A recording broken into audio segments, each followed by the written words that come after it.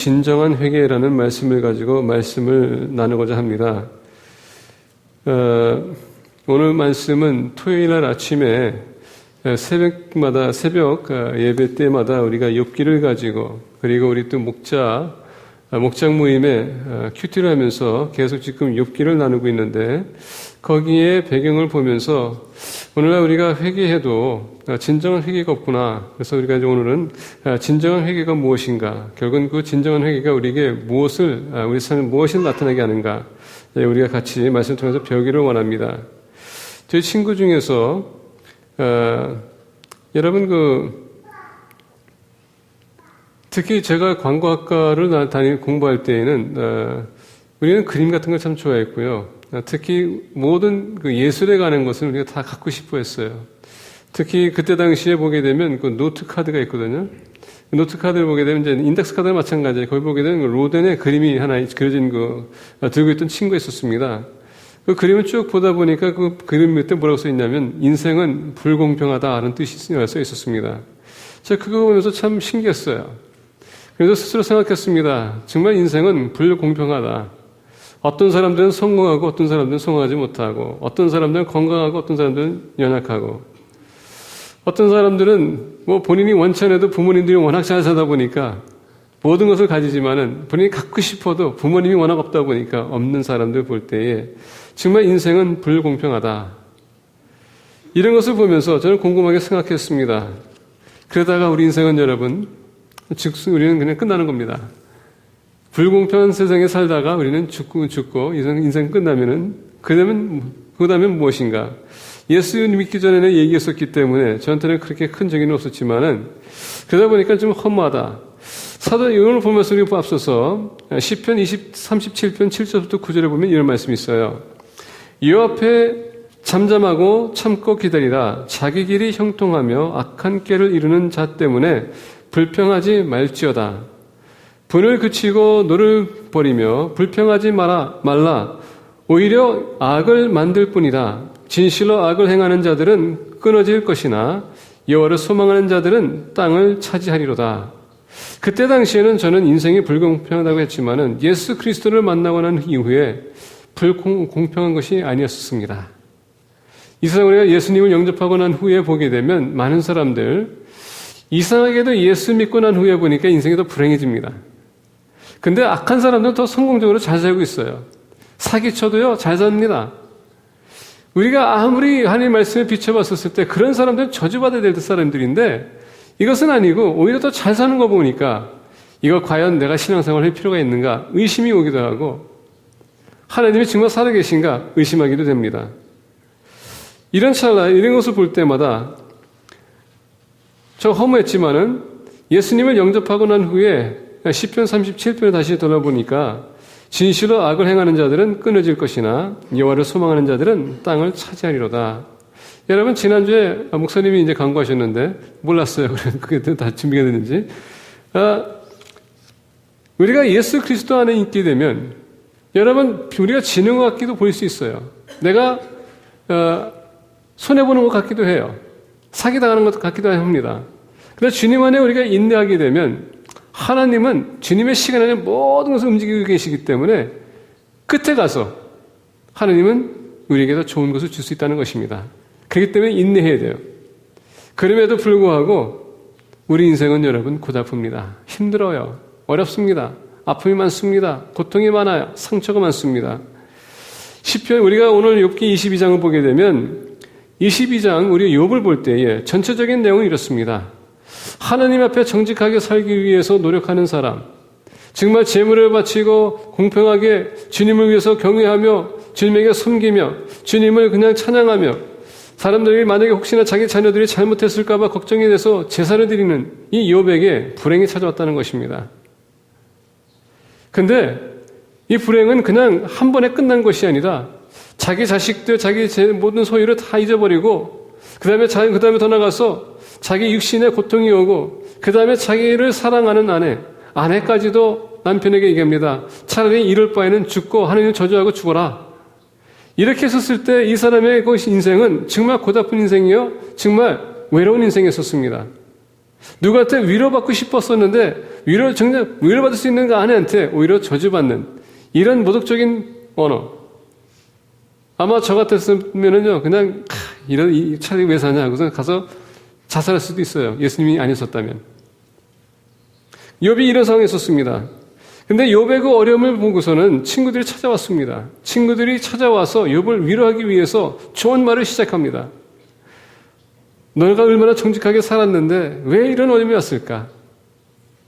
우리가 알다시피 경험으로서 봤었을 때에 악한 사람들한테는 불행이 찾아질 텐데 너는 정말 하나님 앞에 올바르게 살려고 노력했던 사람이지만 너가 그렇게 살지 못했구나.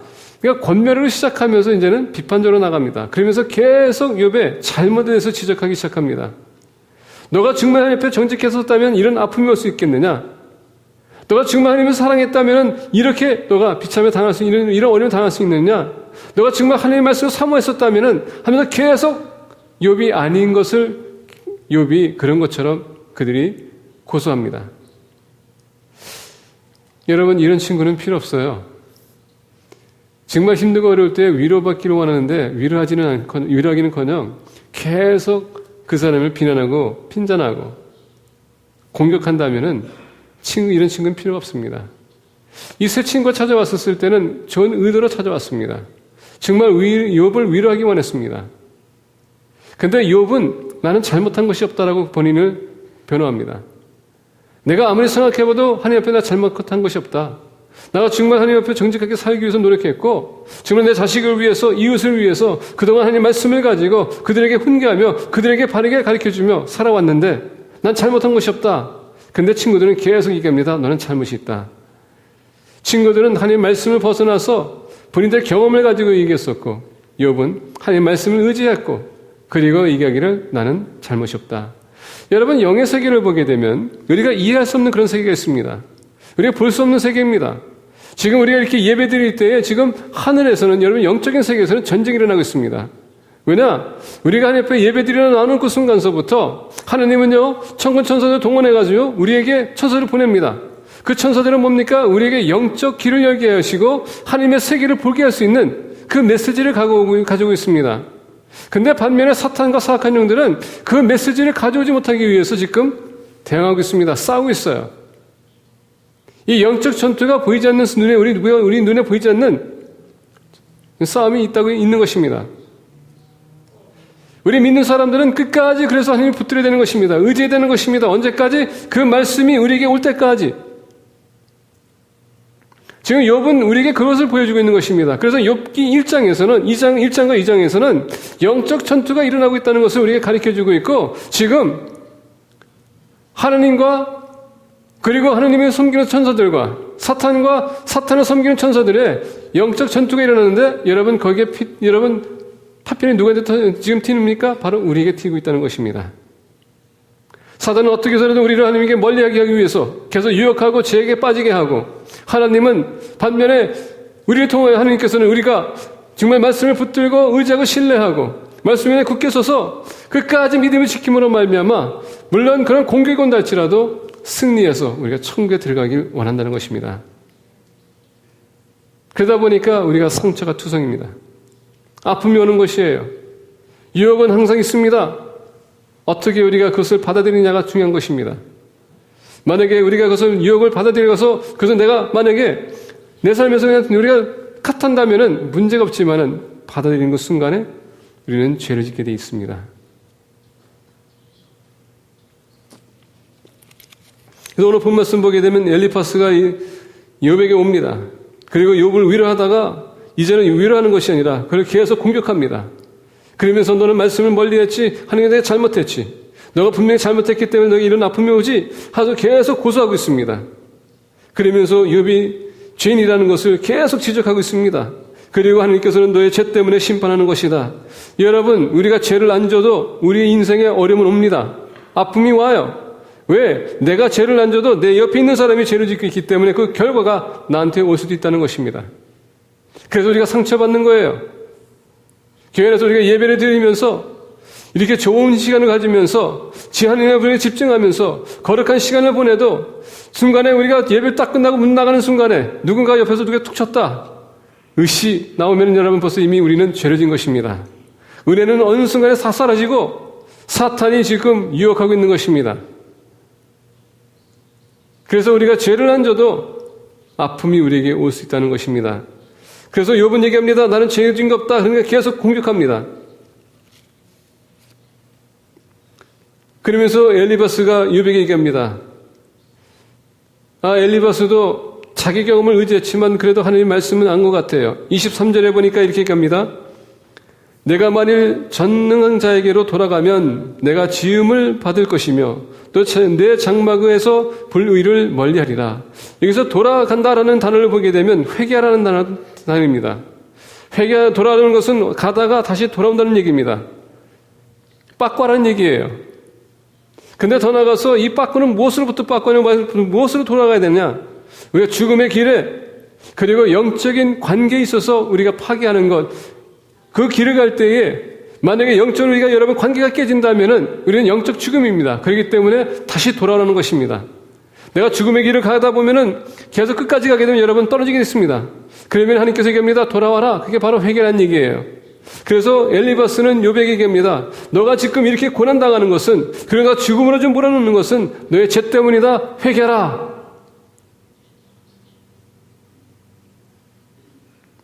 우리 믿는 사람들은, 특히 하나님과 관계를 맺는 사람들은 죄를 질 때마다 여러분 그 관계가 깨지게 돼 있는 것입니다.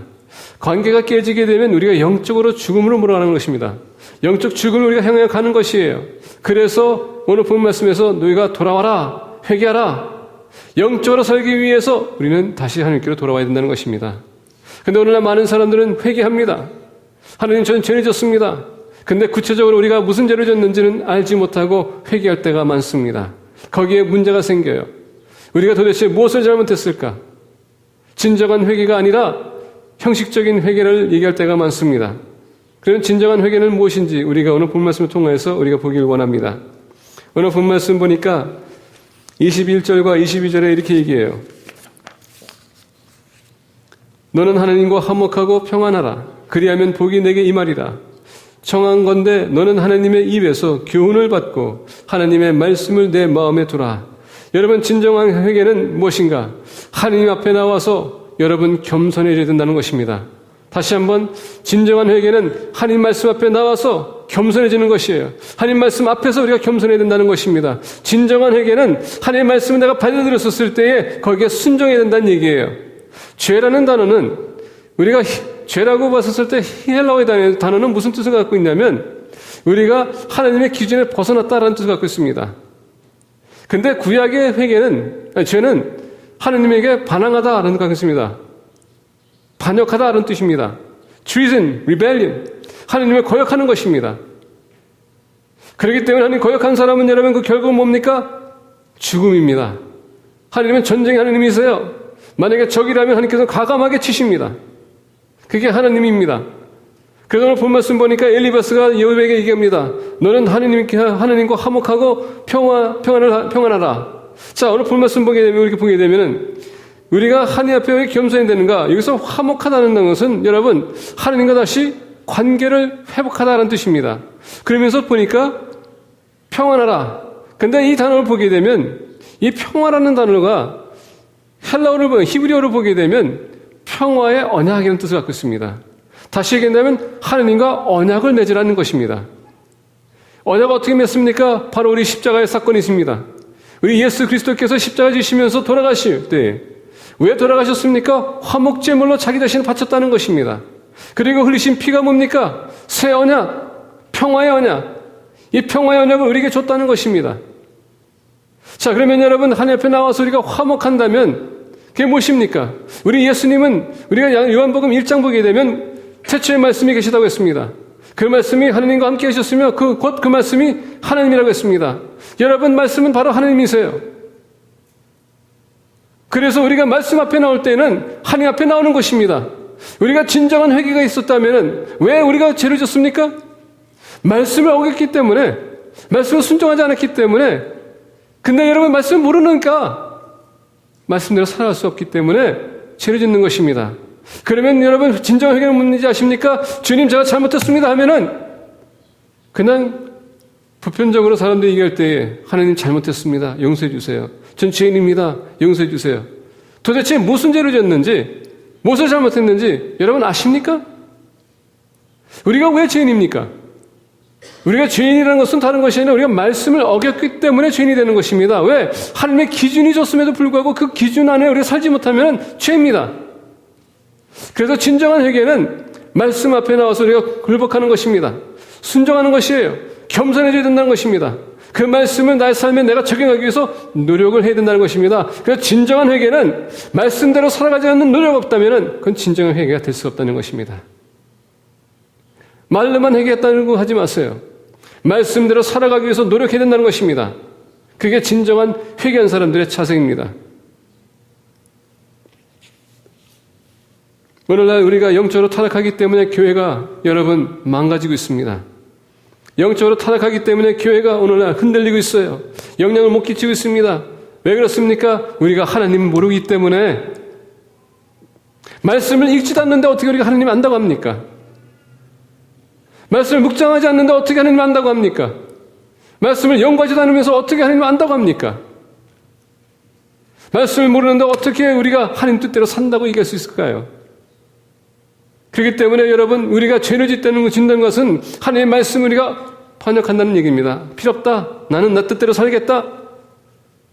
그래서 하나님 말씀 앞에 나와서 우리는 겸손해지는 것입니다. 하나님의 우리가 겸손한다는, 여러분 말씀에 겸손한다는 것은 하나님 말씀 앞에 우리가 나왔을 때 우리가 양보하는 것입니다. 나의 자신을 포기하는 것입니다.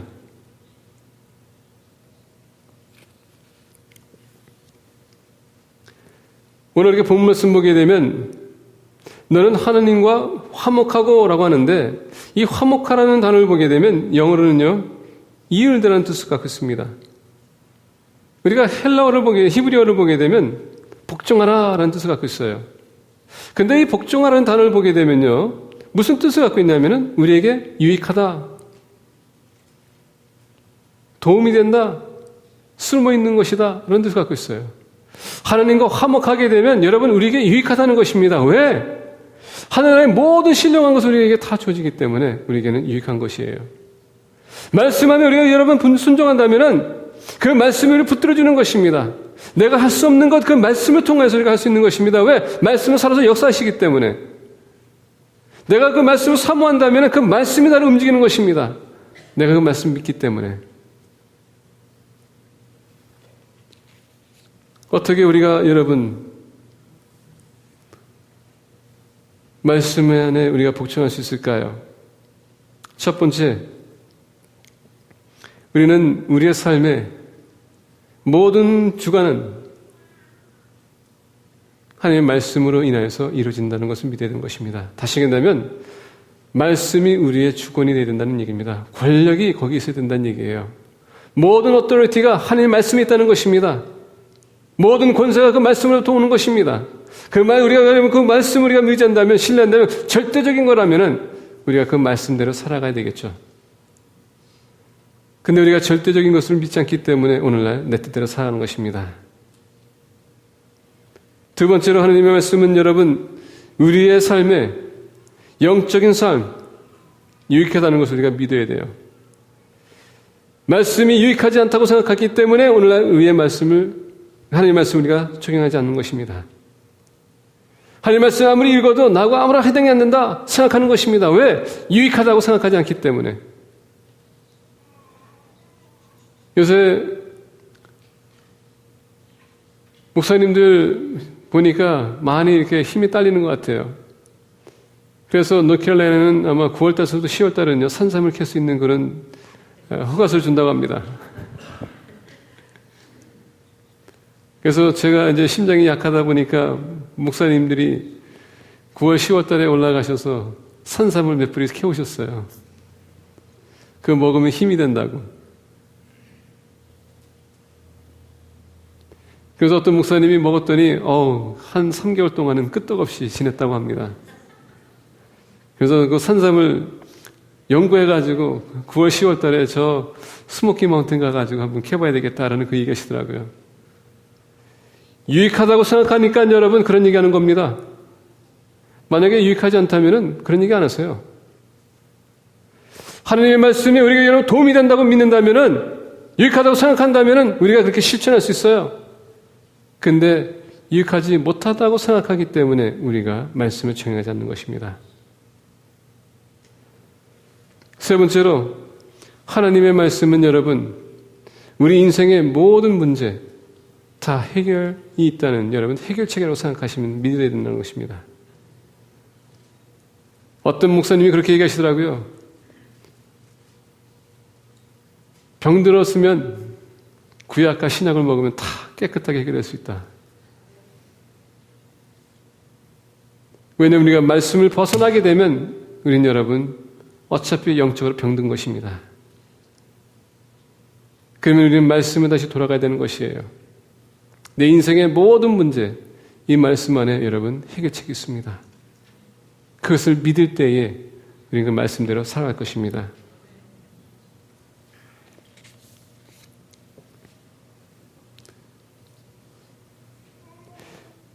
데이비드 깁스라는 CLA, Christian Lawyers Association입니다. 요새 기독교인들이 여기 사방에서 지금 고소를 당하고 많은 피해를 입기 때문에 이 단체가 세워진 것입니다. 이분이 이렇게 얘기했어요.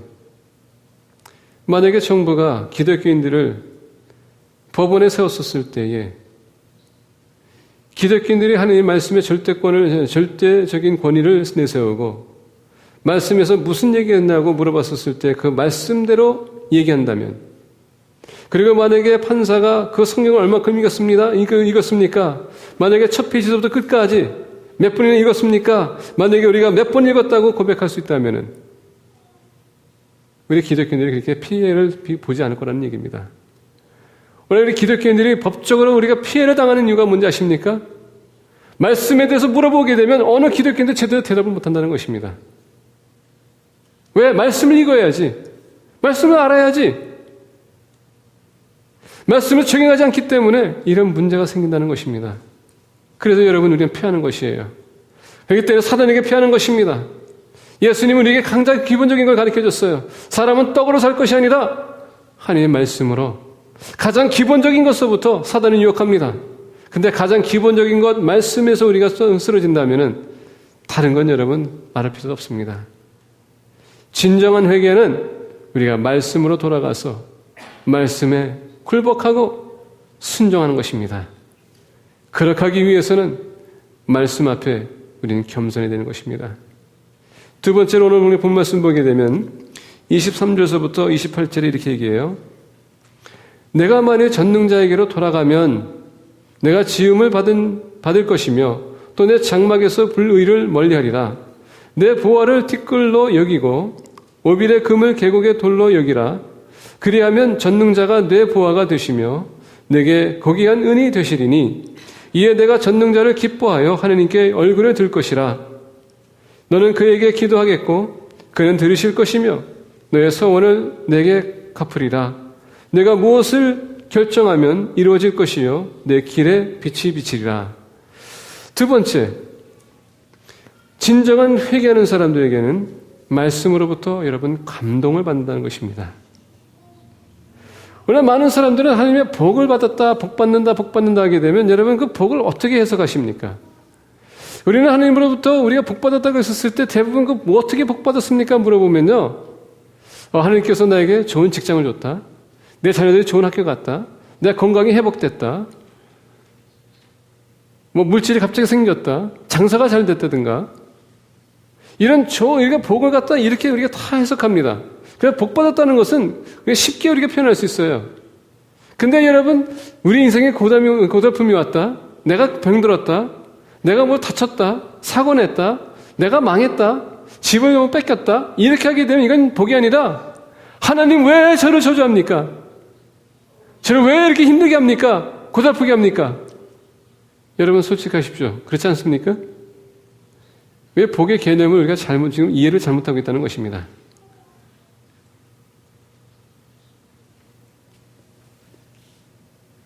오늘 본 말씀 보니까 28절에 이렇게 얘기해요. 많은 사람들은 이 말씀을 좀 암송하고요. 참 좋아하는 구절입니다. 내가 무엇을 결정하면 이루어질 것이요 내 길에 빛이 비치리라. 어떤 사람들 가보니까요 집안에 이 성경 구절이 벽에 걸려 있더라고요. 좋은 말씀이기 때문에 영어로 보게 되면 이렇게 얘기합니다. What you decide on will be done and light will shine on your ways. 얼마나 좋습니까? 내가 결정하고서는 움직일 때 하나님께서 나에게 축복해 줄 것이고 내가 가는 길마다 길이 밝아질 것이고 얼마나 좋은 말씀입니까? 근데 많은 사람들은요 24절과 25절을 기억도 안 해요.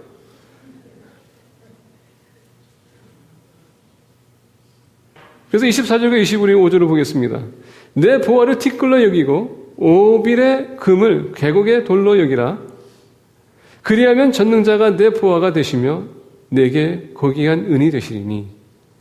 원래 많은 사람들은 은혜 그러면요 막 물질적인 축복 풍부함이 오게 되면요 거기에 감동이 가요.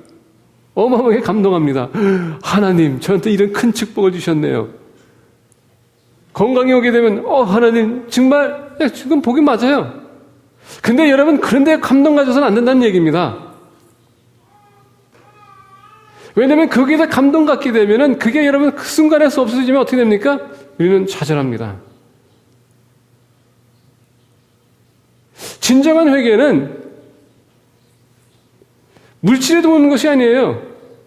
어떤 사람들은 이렇게 얘기합니다. 하나님, 제가 이렇게 잘못했기 때문에 이거 뺏어가셨죠? 그러면 하나님, 제가 잘할 테니까 이거 다시 돌려주세요. 왜 회개합니다? 왜? 거기에다 우리가 너무 집중하기 때문에. 하나님, 제가 이 육신을 주님 위해서 섬겨했을 텐데 제가 그렇게 못해가지고 이렇게 저에게 아픔 줬네요. 저를 고쳐주세요.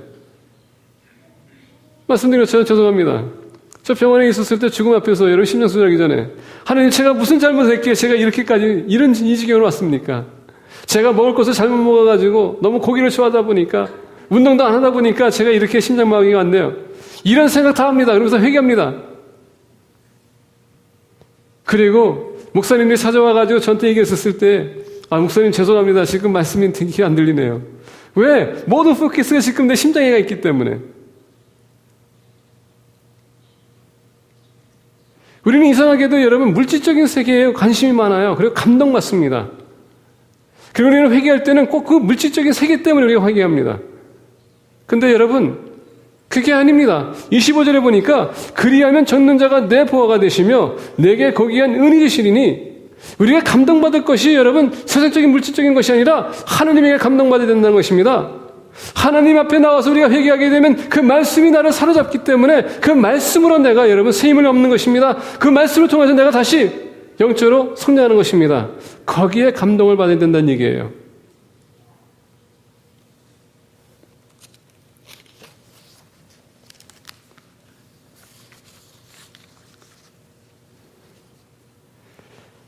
그래서 여러분 저는 욥기 22장 28절을 다시 한번 보게 됐습니다. 그러면서 23절서부터 28절 다시 그 문맥을 다시 한번 보게 됐어요.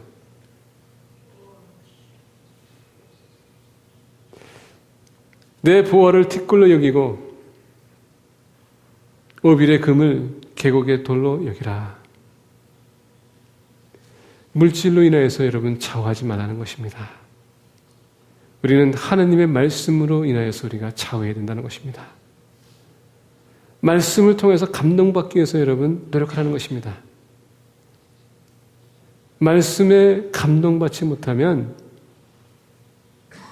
이 세상의 모든 물질 그냥 부수적인 거예요. 다시 얘기한다면 이 세상을 보지 말고 이 세상을 넘어서 영의 세계를 봐야 된다는 것입니다. 이 세상의 물질은 내가 이 세상 살아가는데 육신적인 필요한 것을 그냥 채워주긴 부수적인 것이지 내가 지금 바라보는 것은 영의 세계라는 것입니다. 우리가 천국을 향하여 달려가는 것이지 이 세상에 영원히 살 것이 아니라는 것입니다. 그렇기 때문에 이 세상에 여러분 금, 은 썩지 않습니다.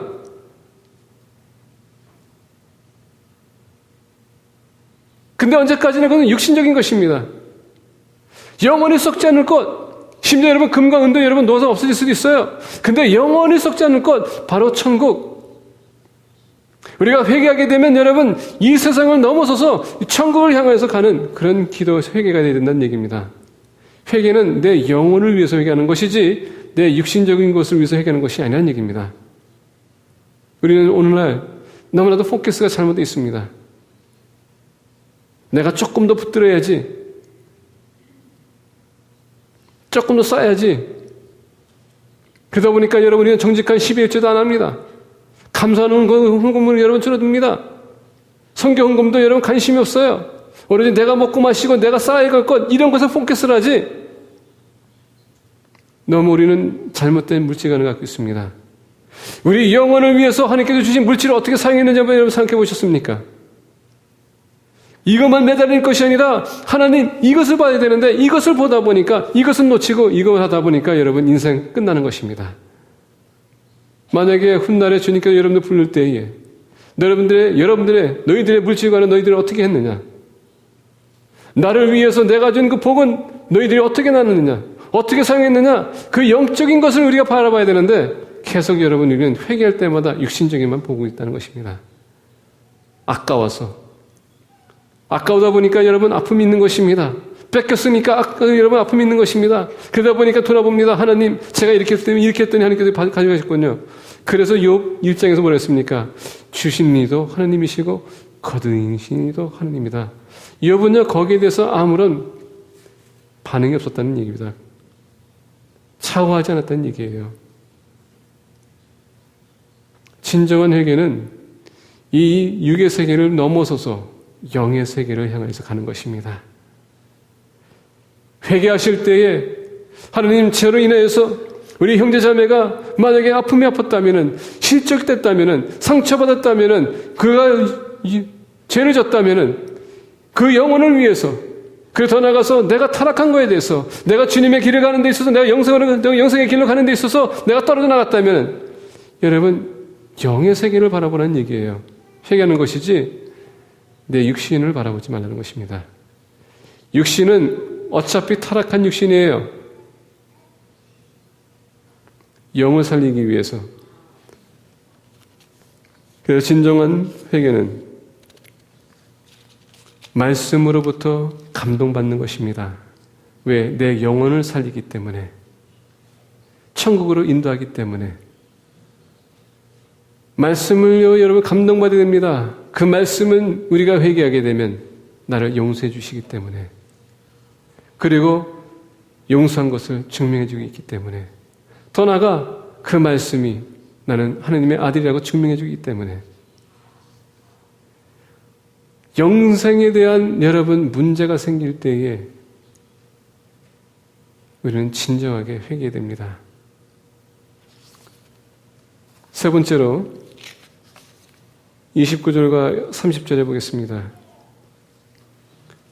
사람들이 너를 낮추거든 너는 교만하노라고 말하라. 하나님은 겸손한 자를 구원하시리라. 죄 없는 자가 아니라도 건지시리니 내 손이 깨끗함으로 말미암아 건지심을 받으리라. 세 번째 진정한 회개는 말씀의 증인이 된다는 것입니다. 말씀의 증인이 된다는 것입니다. 특히 30절에 보게 되면 이렇게 얘기해요. 죄 없는 자가 아니라도 건지시리니 God will deliver even one who is not innocent. 하나님은 여러분 구원하시는 분입니다. 그리고 의롭지 못한 자들 하나님께서 구원하십니다. 근데 더 나아가 죄가 없는 사람들은 하나님께서는 더 신경 쓰지 않겠습니까? 우리는 여러분 이 타락한 세상에 살고 있습니다. 그리고 우리 모두는 다 죄인입니다. 어느 누구도 하나님의 영광에 도달할 수가 없습니다. 그래서 로마서 3장 23절에 모든 사람은 하나님의 영광에 떨어졌다. All have sinned and fall short of God's glory. 근데 여러분 하나님의 말씀은 뭘 가르쳐주냐? 아까 다시 우리가 21절로 돌아가게 되면 너는 하나님과 화목하고 화평하라. 우리가 하나님께 다시 돌아간다면 그리고 관계를 다시 유지한다면 그 관계를 회복한다면 하나님이 우리를 회복시킨다는 것입니다. 오늘 많은 사람들이 이렇게 얘기해요. 힘들고 어려울 때마다 하나님이 나를 도와주는 것 같지 않습니다. 믿음이 전혀 힘이 없네요. 저는 능력 없는 그런 삶을 살고 있네요. 여러분, 이런 사람들 보게 되면 대부분의 문제가 뭔지 아십니까? 하나님과 관계가 깨졌다는 것입니다. 그렇게 왜 관계가 깨질까요? 바로 죄 때문에. 죄는 하나님과 우리의 사이에 금을 놓게 하고, 더 나아가 죄는 하나님과 우리의 관계를 더 멀어지게끔 하는 것이 죄입니다. 그 때문에 우리가 능력이 없는 말, 힘이 없는 말, 신뢰가 되지 않는 말, 이런 말 할 때마다 우리는 지금 관계가 지금 깨지고 있다는 것입니다. 한번 예수 그리스도 안에서 우리가 구원받으면 여러분 그 구원은 우리가 잃을 수가 없어요. 그건 하나님의 약속입니다. 만약에 우리가 하나님의 구원 안에 들어왔는데 그 구원을 놓친다면은 그 사람은 여러분 다시 구원이 없다고 합니다. 왜 그런지 아십니까?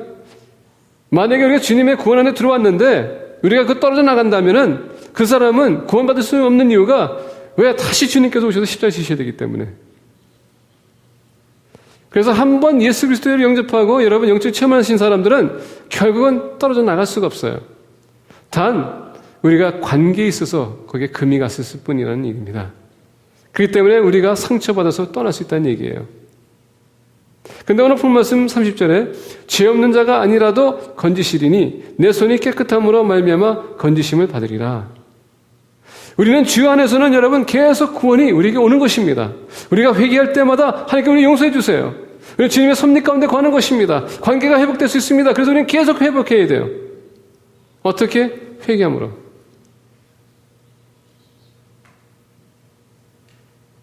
근데 문제가 뭐냐면은 하나님의 우리와 관계를 회복하기 원하는 그 이유가 뭐냐?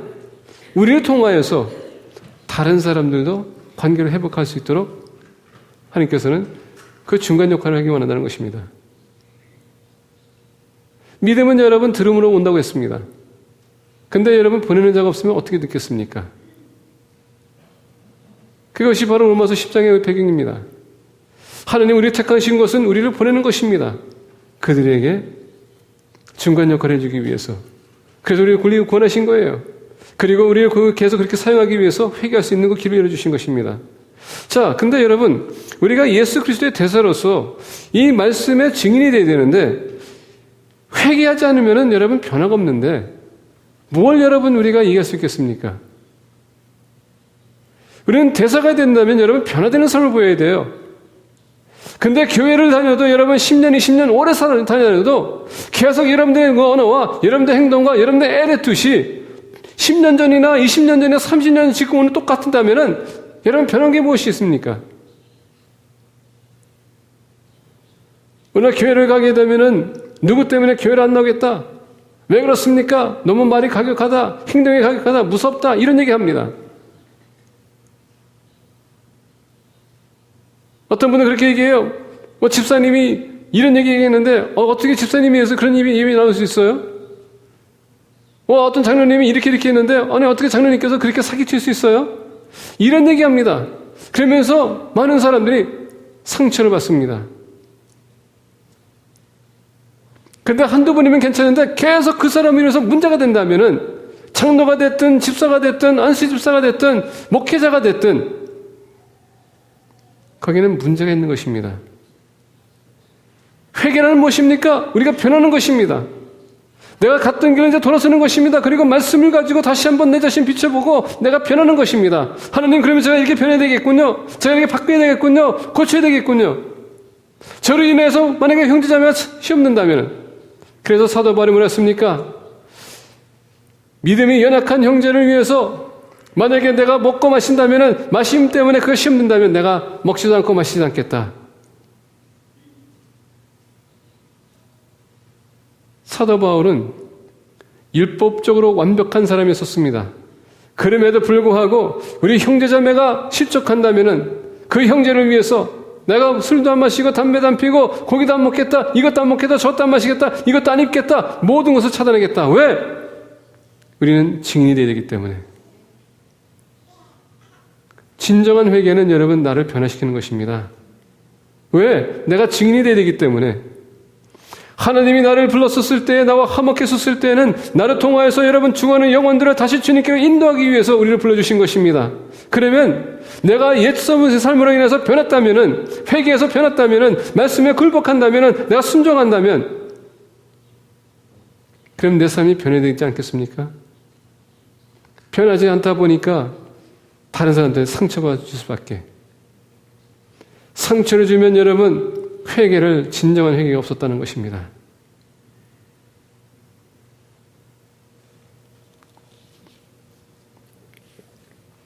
사단은 오늘날 믿는 사람도 공격하지만 대부분의 믿지 않는 사람들을 사로잡습니다. 하나님은 우리를 그 사로잡힌 자들에게 빛으로 보내는 것입니다. 나를 10년 동안, 20년 동안 아는 사람이 교회 다니는 것을 알고서 나를 봤었을 때에 전혀 변함이 없다면 그 사람에게는 감동이 안 됩니다. 근데 교회를 다니면서 변화가 있다면 그 사람에게 감동이 된다면 따르게 돼 있어요. 도대체 기독교 안에 주님 안에 무엇이 있기에 저 사람이 저렇게 변할 수 있을까? 나도 한번 가서 봐야 되겠구나. 육신적인 생각이 아니라 그 여러분 혼이 감동이 된다는 것입니다. 왜냐하면 아무리 타락한 사람도 양심이 있어요. 분별력은 있습니다. 그렇기 때문에 믿는 사람들이 편해되는 것입니다.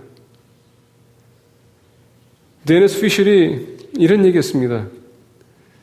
친구 빌이 신학교 다닐 때 같이 다니면서 그의 하루 순간에 갑자기 죄의 삶을 버리고 신학교에 들어왔다는 것입니다. 같이 데니스 피셜이 빌이라는 친구와 같이 운전하다 가면서 이 얘기 저 얘기 하다가 그가 이런 얘기 했습니다. 자기는 항상 자기 옆좌석에 술이 있었고 남의 아내 옆에 있었고 그리고 다니면서 바보들이라 욕하면서 다녔다고 합니다. 그러면서 하루는 그렇게 방탕한 삶을 살다가 어느 순간에 교회를 지나가다가 갑자기 충동이 돼서 내려서 교회 안에 들어가서 주님 앞에 무릎 꿇고 기도했다고 합니다. 그리고 회개했다고 했어요. 회개한 나머지 그가 이 이야기를 이렇게 신학교를 들어오게 됐습니다. 여러분, 진정한 회개는 우리의 삶이 변화가 있어야 된다는 것입니다. 나의 태도와 행동이 변해야 된다는 것입니다. 그리고 나의 삶 자체가 변해야 된다는 얘기예요. 사람들에게 임팩트했어야 되는 것입니다. 제가 목회자가로서가 아니라 예수님을 영접하고 난 후에 제가 다시는 도시타에 내가 전에 살던 삶으로 돌아갈 수 없겠다. 제가 그 순간, 각오하는 순간에 이렇게 여러분 목회자 길을 쓰게 된 것입니다. 변화가 있어야 된다는 얘기예요. 변화가 없으면 진정한 회개가 없습니다. 진정한 회개가 없는 사람은 주님께서는 여러분 용서할 수가 없어요. 용서할 수 없는 사람은 여러분 천국에 절대 들어갈 수가 없습니다. 그래서 우리는 회개해야 되는 것입니다. 말씀을 맺고자 합니다. 오늘 욥에게 찾아온 엘리바스, 욥에게 권면합니다. 그리고 나중에는 그게 안 되다 보니까 고소합니다. 그리고 욥을 계속 모독합니다. 인간적인 얘기를 하지만은 그 안에서는 여러분 진리가 있었습니다. 진정한 회개는 맞습니다. 우리가 말씀 앞에 겸손하는 것입니다. 진정한 회개는 우리가 말씀 앞에 말씀으로 감동받는 것입니다.